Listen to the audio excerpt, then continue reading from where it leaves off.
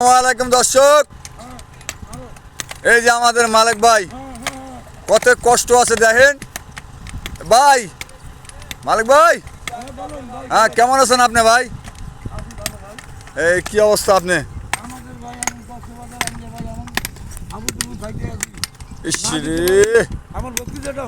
হ্যাঁ বলেন। হ্যাঁ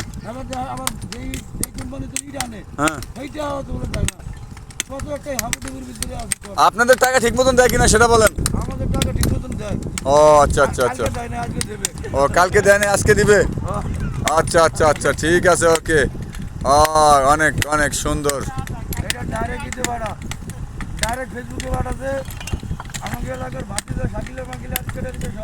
হ্যাঁ হ্যাঁ হ্যাঁ, ওদের জন্যই পাঠিয়ে দিচ্ছি।